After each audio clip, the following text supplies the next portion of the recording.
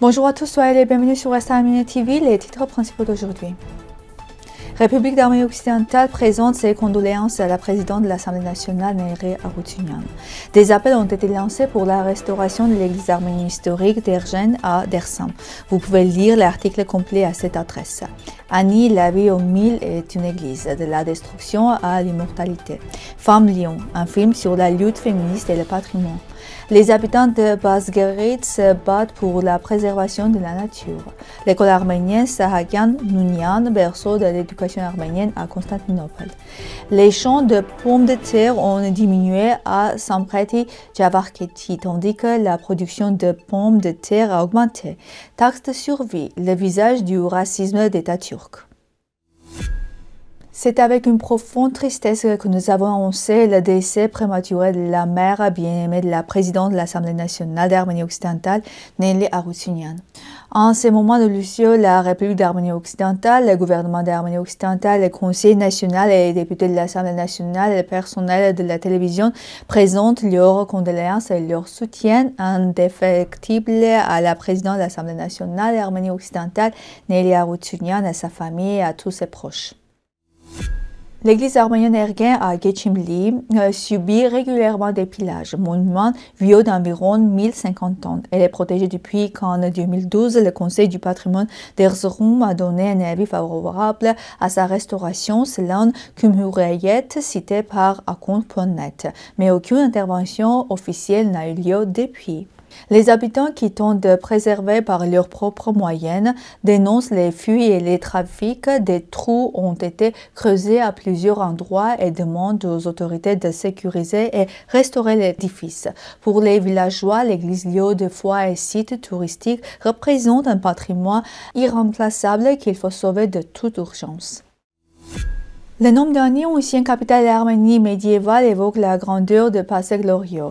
Édifiée sur les rives de Akourian, elle devint au Xe siècle le centre du royaume bagratide, comptant près de 100 000 habitants. Ses nombreuses églises et monastères, comme ceux Tartar et Tigranonet, lui valurent le surnom de ville aux mille est une église. Après l'invasion seldjoukide de 1064, Ani passa sous diverses dominations, musulmans, géorgiennes, mongols, puis ottomans, avant d'être dévasté par le tremblement de terre de 1319. À la fin du XIXe siècle, les fûts menés par Nikolai marmirent au jour son patrimoine exceptionnel. Aujourd'hui, situé en Arménie occidentale occupée, Ani figure sur la liste du patrimoine mondial d'UNESCO. Ces ruines demeurent le témoin silencieux de la foi et du génie d'un peuple dont l'héritage perdure à travers les siècles. Arlen Voski-Avakian, descendant de survivants du génocide arménien de 1915, raconte dans son livre L'héritage de la Lyon l'histoire de résistance de sa famille et son propre parcours féministe. Inspirée par les souvenirs de sa grand-mère Elmas, elle mêlait mémoire du génocide et lutte pour la liberté et l'égalité. À Los Angeles, à Constantinople, où elle a présenté son ouvrage et rencontré le mouvement Kumaltesi en Ellery. À travers ce livre, Arlen explore le lien entre les causes féministes et patriotiques, soulignant l'importance d'une conscience historique et d'une quête de justice. Son objectif est d'inspirer la jeunesse, de promouvoir le changement social et rendre hommage à la force et à la résilience des femmes arméniennes en Arménie comme dans la diaspora. Les habitants du village historique de Basguiret, dans la province de Chafchan, ont organisé une manifestation pacifique contre les projets ministériels des compagnies Lydia et Erkan, craignant des dommages irréversibles à l'environnement et à leurs moyens de subsistance. Soitselic, résident du village, a affirmé « Nous ne livrons pas notre nature, notre eau et notre vie aux mines. C'est un héritage de nos ancêtres, le peuple arménien. » Il a rappelé que Basguiret, connu par son architecture en bois et inscrit au programme Citaslo de Chafchad, doit être protégé en tant que patrimoine naturel et culturel. Les habitants appellent les autorités d'Ardevin et le ministère de la Culture et du Tourisme à préserver ce site exceptionnel. Ils réaffirment leur détermination à défendre leurs terres et le droit de leurs enfants et un environnement sain.